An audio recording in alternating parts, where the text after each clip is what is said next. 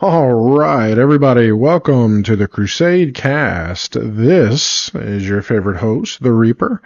Sorry, everybody. I know I've been missing as of late, and I do apologize. I had some stuff going on, and unfortunately, I wasn't able to meet some of the deadlines.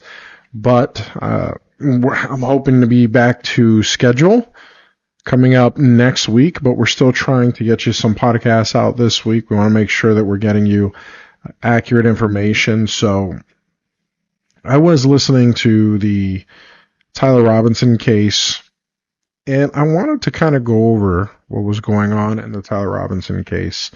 I found it kind of interesting because the prosecution, so the hearing that they're having is actually to go to, if I understood it correctly, they're having a hearing to see if everybody has all of the evidence they need to go to the preliminary hearing. So the preliminary hearing is to show, if there's any kind of reasonable doubt, it's to show the evidence that the prosecutor has to see if they have enough to take this to an actual court. So what the defense is essentially saying about Tyler Robinson's case, and I can't really argue with this because someone's life is on the line. So I want to make sure before we send somebody to the execution, and I call it execution chamber, death chamber, whatever you want to call it, before we send somebody to be killed, we probably should make sure all the evidence is there and that the defense has all the evidence, because I want to make sure that this kid isn't innocent. Obviously, he's mentally ill. Obviously, he needs help, but, we want to make sure. We want to make sure that this is not something that's going to bite us in the rear end, that we're not going to come back later, find out years later that there was a bunch of evidence that was not shown to the defense, and it could have changed the hearing. Because obviously, even though this kid's mentally ill, I don't want to see him die just to be killed. If he killed Charlie, then he needs to be punished, and the state is saying that that's the death penalty. That's what they want. And I'm not really against it. The kid knew what he was doing, if he did do it. I kind of am on the fence. I really have my doubts about it, but as of right now, I want to see the evidence. I want to see the evidence. What they're saying about the 30-odd 6, it just doesn't make any sense to me, but we will see. Okay, we will see. So right now, the prosecution is pretty much saying, let's not delay the preliminary hearings, that the defense has enough to proceed. And the defense is saying, look, there's evidence that we need to refute. You have DNA evidence, and we want the digitized, however he pronounced it, I think it was digitized. He's like, we need the digitized evidence. We need to see what you got so I can call up expert witnesses and so I can cross-examine any expert witnesses you have. But I need to have expert witnesses look into this because this is one of the things that you're presenting. So the prosecution is saying, look, we have 4 pieces of evidence. I wish I had my notes with me, guys. I'm doing this all based off of memory. I wrote a ton of notes. Unfortunately, my notes are not here with me, so I'm going to try to go over it as well as I can. Oh, give me 1 second. Hey, my love. Yeah.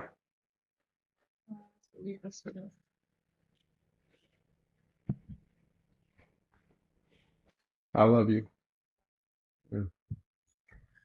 That was my beautiful wife, folks. I'm sure she was a little camera shy. I don't blame her.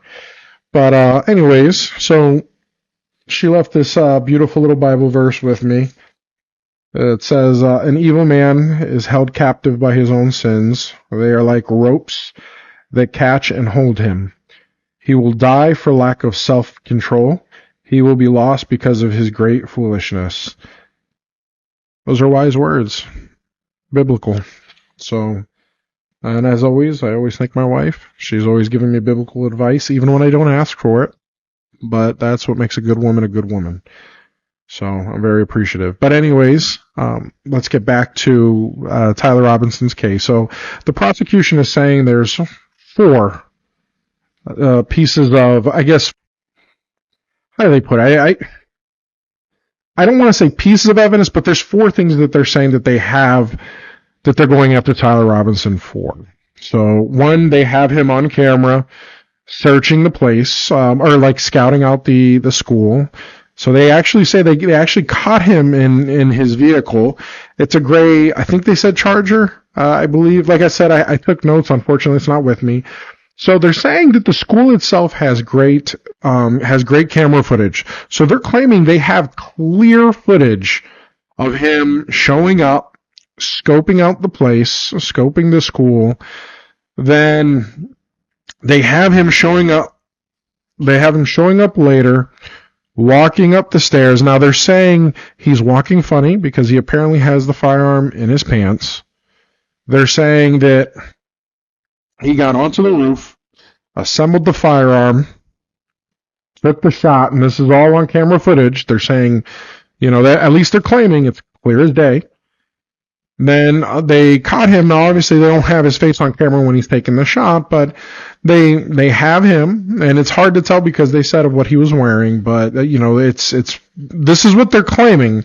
So you have to keep in mind, you got to take this with a grain of salt, because all of the footage and everything I've seen, I don't see how they got anything clear. But the school might be maintaining that information because they're in the middle of an investigation, and the prosecution has every right to keep that under lock and key. So it will come out when the trial goes to the preliminary hearing, and they're ready to show the evidence. But as of right now, this is what they're claiming. So he took the shot. He took a towel, wrapped it around the firearm, because I don't believe that they stated that he took it apart.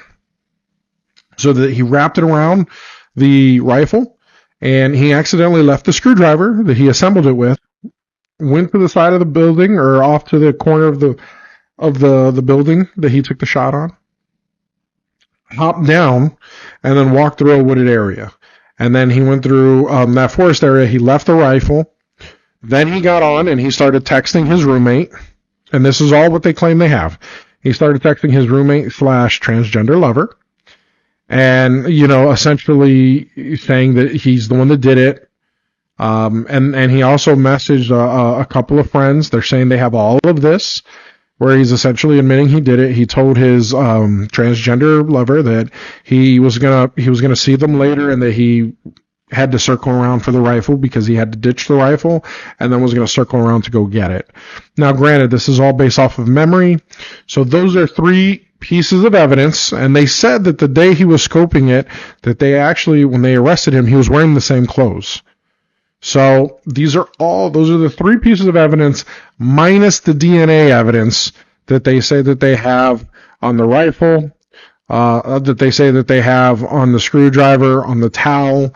And they were also stating that when they went ahead and they did a search of his property, that they found ammunition at his place of residence. I don't know if it's an apartment or condo, townhouse or whatever it is, but they did a search of that. They found ammunition, the same kind of ammunition that was there, and apparently it looked like it had little etchings in it, kind of similar to what was used.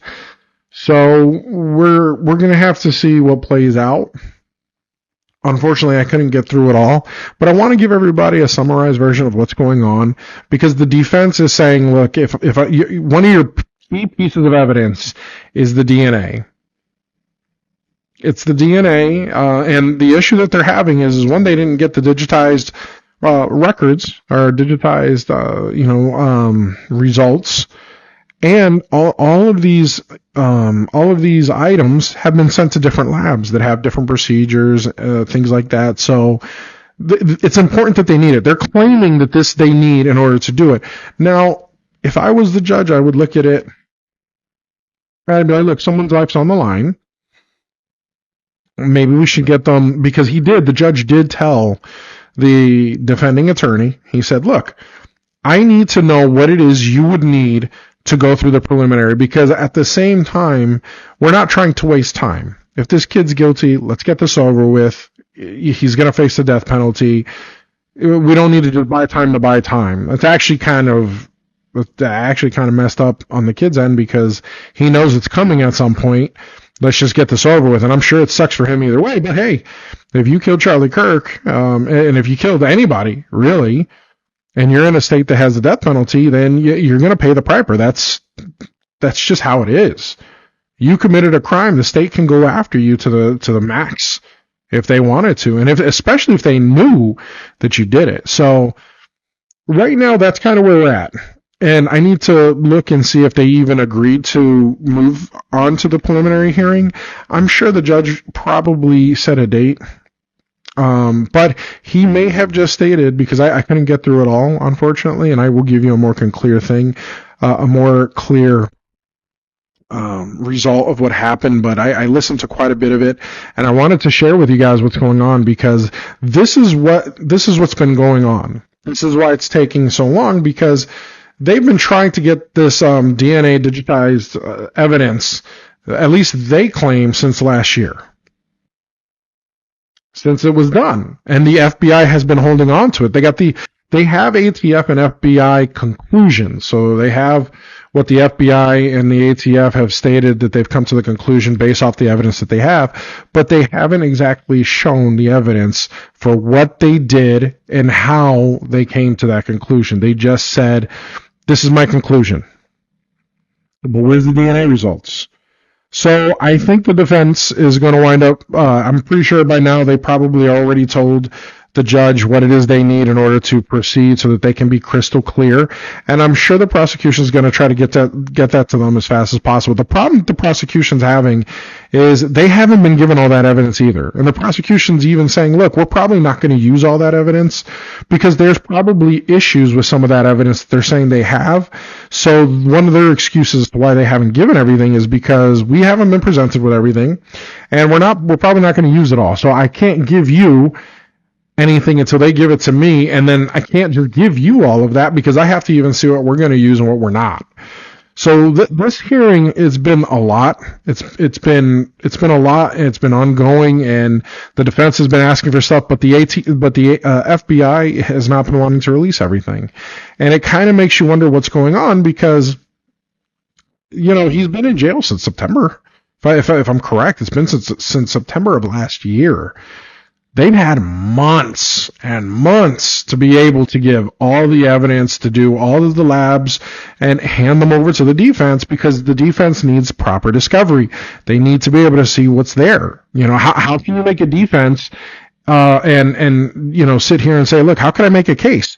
But the prosecutor is also making a valid point. Look, hey, he doesn't need all of this. All of this evidence can be, this is all evidence that he needs at trial. This isn't evidence that he needs at the preliminary hearing just to see and make our case to see if we have enough to even get to the actual hearings. And that's the prosecution's whole argument. It's like, look, let's stop messing around already. According to what he's saying, they got the evidence. So I'm looking forward to seeing where it's going to go. I want to know because, look, I'm trying to be as objective as I can. Obviously, I like listening to Charlie Kirk. I'm not a fan of seeing anybody, especially someone like Charlie Kirk who is just sitting there arguing ideas and battling ideas out there, getting shot in the neck. So we need to figure out what's going on, and whoever did it, they need to pay. Whether these conspiracy folks are correct, which I'll be honest with you, I feel like something's off here. I'm actually leaning a little more conspiracy theory myself, but I'm not going to push that because we need to see the evidence. If they're saying they have clear video footage, I need to see it. I want to see it. They have an obligation to show the public, so I want to see it. I'm going to hold and I'm going to reserve my opinion until afterward, because right now there's a lot of things to take into account, and there's people that are saying that they believe the roommate is probably the one that did it. It seems kind of odd, the FBI and his roommate or his transgender lover. It's kind of a weird relationship. They brought him in and then he left the same day.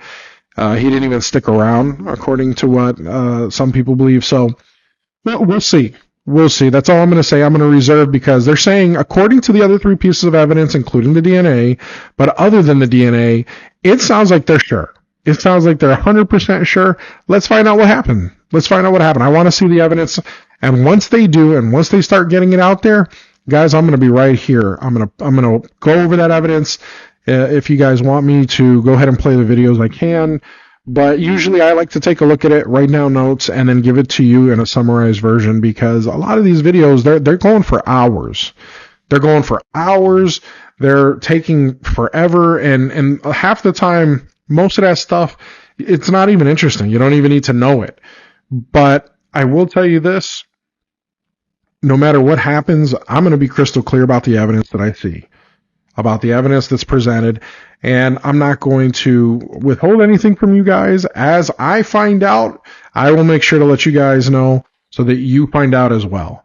So that's kind of the update as what's going on with the Tyler Robinson case. We're going to see if he, if he really assassinated Charlie Kirk. We're going to see the pieces of evidence, and I'm looking forward to it. But let's move on to the news. Or to the news. Oh, God, you got to love it. So I don't mean news as in that. I mean, let's move on to what's been going on with the war. And I'm going to go ahead and give me a second here, because I'm going to put on my little screen. Because whenever I start talking about the war, you guys know, I always got to pull up the price of oil. So, always got to do my due diligence and look at that. So let's take a look. Let's see where we're at. Sometimes I can read these charts, other times I can't. So,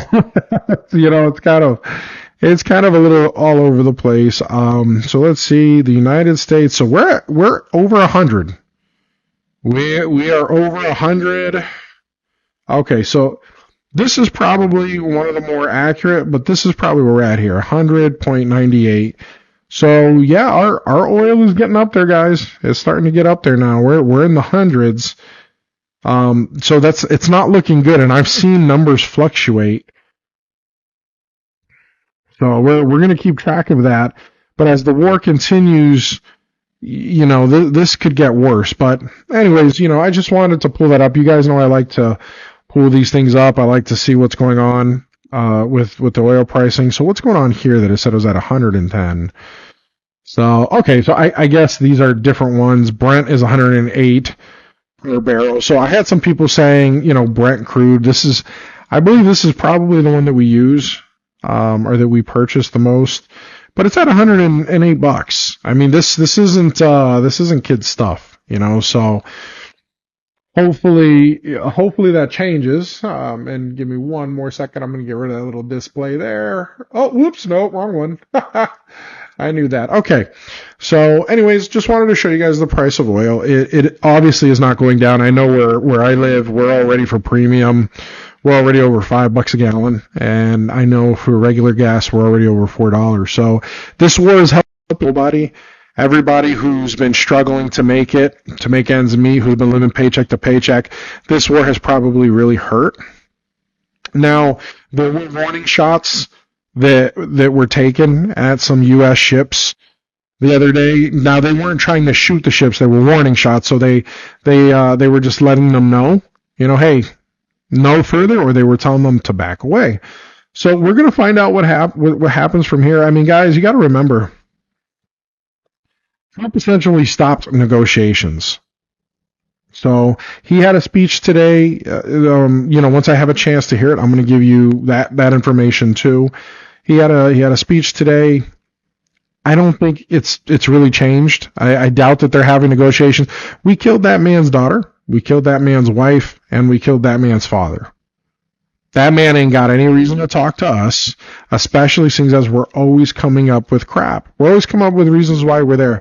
So at first it was nuclear weapons.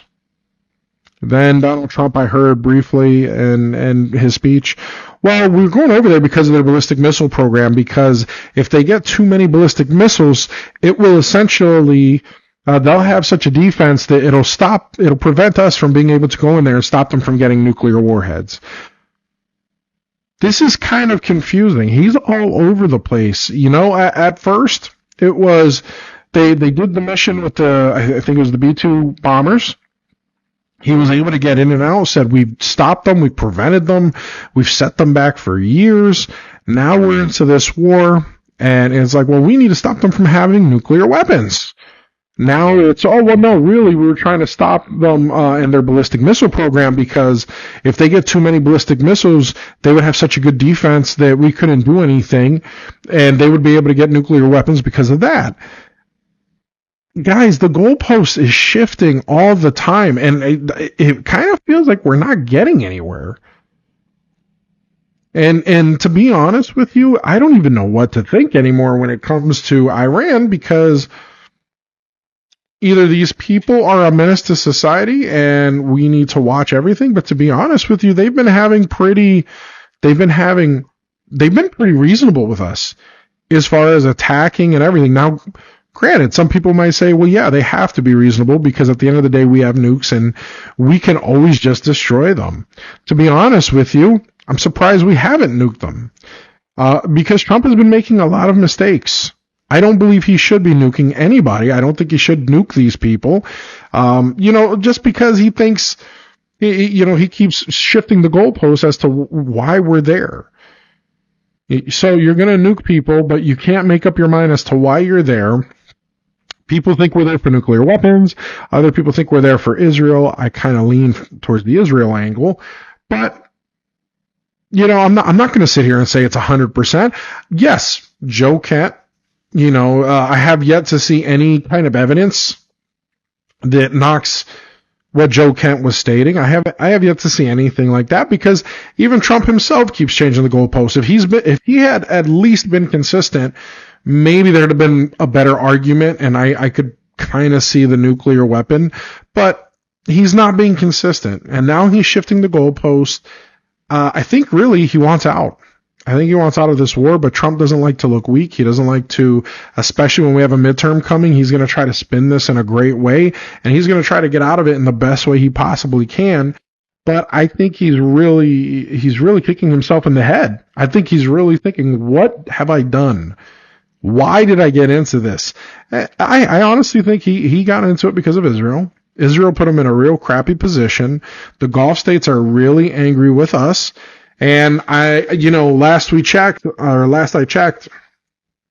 UAE is getting out of the oil industry. They're getting out of the, the oil agreement that they were in. They're starting to focus on other things. That is not necessarily good. But I'm going to do a little more research so that I can let you folks know what it is I see, because that doesn't necessarily mean it's a good thing. Saudi Arabia did not re-sign with us. If the UAE is pulling out once the time is done, then that's not good for them either. That's not good for us either. Honestly, I think this entire thing has been a win for China and Russia. I think China and Russia are biding their time. I think they're waiting to see how this plays out, and they're hoping that America continues to fail. And as of right now, this is a failure. I don't view this as a win. But time's going to tell. Only time is going to tell. I'm telling you what I think. I have a small, I have a small subjective opinion on this, but the objective facts are we went to war because Trump said about nuclear weapons. So that's a fact. Iran has closed down the Strait of Hormuz. That is a fact. Trump has just changed the goalposts to the ballistic missile program. That is another fact. And he's been talking about putting boots on the ground. Another fact. So, those are the basic facts of the war. Nobody's been able to really say if it's Israel or nuclear weapons, but the fact is Trump claimed it's nuclear weapon, then ballistic missile. So I am going to let you know the very minute that I start seeing any kind of other information out there. I will make sure to notify you guys as much as possible. This is the updated information that I have based off what I've seen. I want to keep you guys well informed. I'm sorry last week we were kind of MIA, and we apologize. We're not going to have that happen. You will be having at least a couple of podcasts from here on out on Wednesdays and Fridays. So even if there's only one podcast on Wednesday and one podcast on Friday, we're going to try to at least give you guys a minimum of 2 a week. If we can, we'll do more. So this is just an update for you guys. I love you guys very much. We thank you always for joining us. If you liked the video, please like, subscribe, and share. We always appreciate it. And remember to pray for our country, guys. Remember to pray for our country. I can't say it enough. Our country needs prayer. I don't know what's going on with Trump. I don't know if he's in a dangerous position because Israel's threatening him. I don't know if he's in his right mind. there's a lot that we don't know. We don't know if he's being influenced from other things, or we just don't know if he's getting older and he made a decision and it just happened to backfire. Look, we all make bad decisions. We've all been there. We've all made mistakes in the past. I'm not going to sit there and hold that against him. I mean, the only time that I will is if he really puts boots on the ground and it costs us thousands and thousands of lives. And then if he has to potentially do a draft, I will be absolutely furious. But as of right now, the mistakes he's done, if I was him, I would tuck my tail between my legs. I would look at the public and say, look, I went in with pure intentions. Unfortunately, the Straits of Hormuz it's very important to the entire world. If I continue to lock this up, it is going to affect your prices. It's going to affect the entire world's prices. And there are other things that the entire world it's going to affect. So instead of staying in this war for an endless amount of time, I'm going to withdraw. And if Israel wants to continue fighting, then they can continue fighting. But I think he really should just learn to clean up and to pull out while he still can. Because if he continues doing this to a certain extent, look, Iran's not even communicating with us. If they just started to, I don't know about it yet, and I'll let you know. But Trump said he wasn't even gonna bother showing up in I think it was Pakistan because they didn't even know if the Iranian leadership was gonna be there. So, believe it or not, I mean that's where we're at. Trump has even stated that. So they killed the older Ayatollah leader or the supreme chief or commander, however you want to call it. So they killed him.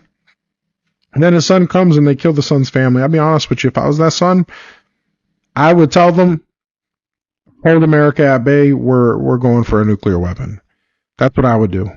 And then I'd reach out to all of my allies, which would be China or Russia, probably both. And I'd be like, look, I need your help. America's not coming in. America, I'm gonna do everything I can, because the longer I'm around, the worse it is for America and for the allied nations. And that's all they need to do. Buy enough time to where it hurts so much to where Trump has no choice. And I'm not even saying that I want this to happen, because anything that America does, I want us to succeed in and I want us to look good in, because it's important, because people don't understand, if America loses its superpower status, that privilege that Americans have of feeling safe and secure in their own home will start to change. America right now is the dominant power, but the tides are shifting. China and Russia are feeling the shift in the wind. America does not have that one superpower that it used to be. So if we're not careful, because when we went into Venezuela and we took that president, if Trump would have stopped there, America would have looked badass. America would have looked great.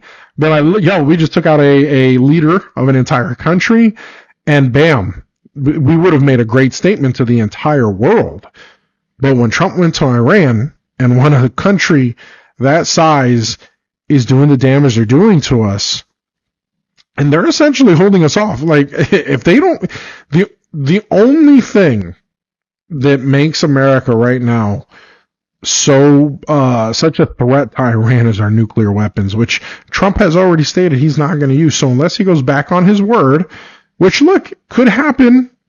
It could happen. I mean, look, we could win this today. We could win it tomorrow if we wanted. He just needs to shoot nukes. You want to stop them from having nuclear weapons that bad? I mean, the MAGA party is split because you have Israel, and there's a lot of people that they don't want this war to begin with, let alone to feel like they're doing it on behalf of another country. But the other part of MAGA is all about nuclear weapons. Look, how bad do you not want them to have it? Are you willing to sacrifice young adults? Are you willing to say, let's do the draft? Are you willing to say, let's lose thousands of adults? Are you willing to use a nuclear weapon?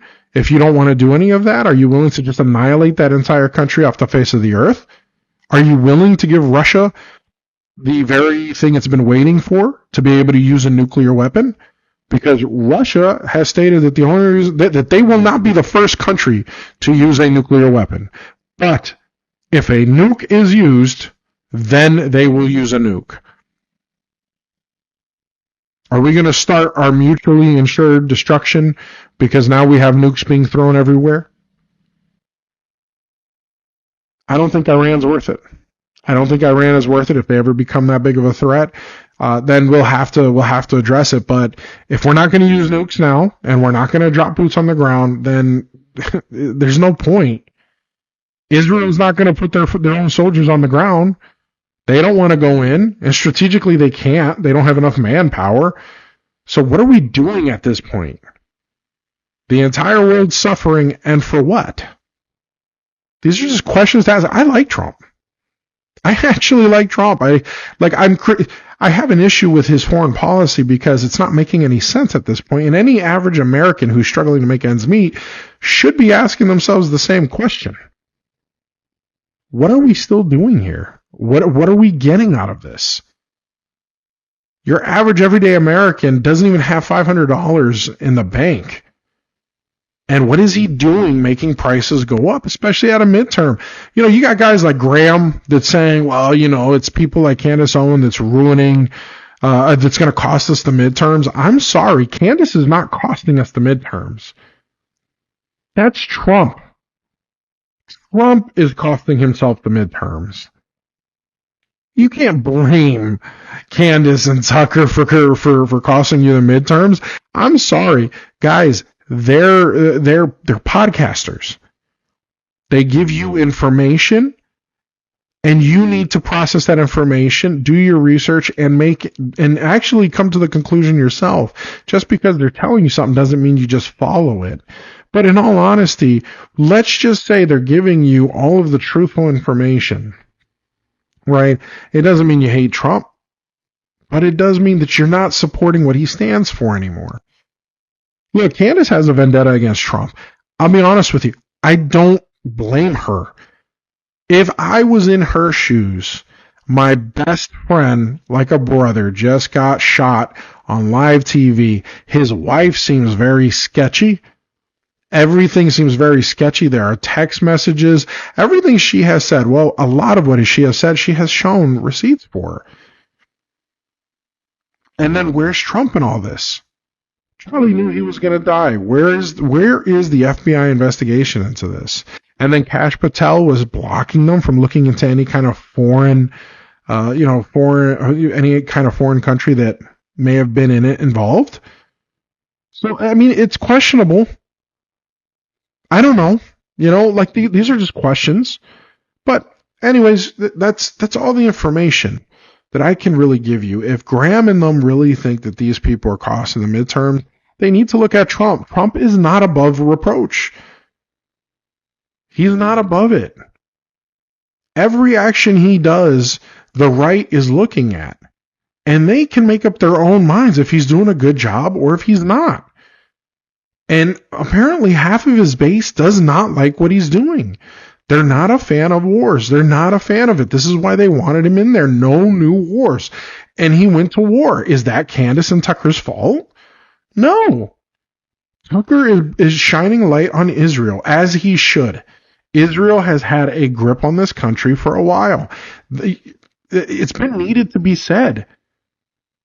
Their grip needs to fall. Their grip on America needs to drop. These Zionist people need to be kicked out of political office. I'm sorry, when you have a country, and here's the thing, just because Israel's small does not mean they're not dangerous. If you put money in the right people's hands and they go out there and they blackmail or they're buying your politicians, any country can own America if they play their cards right. It just so happens Israel's done it. Israel is buying out a lot of the news media. Israel is buying out a lot of the social platforms, whatever you want to call them. So I'm sorry, guys. You know, it needs to be said. YouTube is they're demonetizing people who talk about Israel. Why would you do that if you're just an open platform? Twitch, why would you do that? So I'm saying all this so that people can wake up and just start understanding. There's more to this that's going on here that doesn't make sense. But Trump needs to start acting like the Trump we voted for. We didn't want war. I don't want war. I don't know anybody that did. Especially one that's going to hurt people's pockets when they're already struggling. So, anyways, guys, that's everything I have to say. I will share with you any new information that comes my way. I love you guys. Remember, please pray for the president. I can't stress that enough. Prayer goes a long way. It really can do world-shattering things. So, anyways, this is the Reaper. I love you guys. Have a good night. Oh, and I almost left when I was saying it. The Crusade Cast. Out.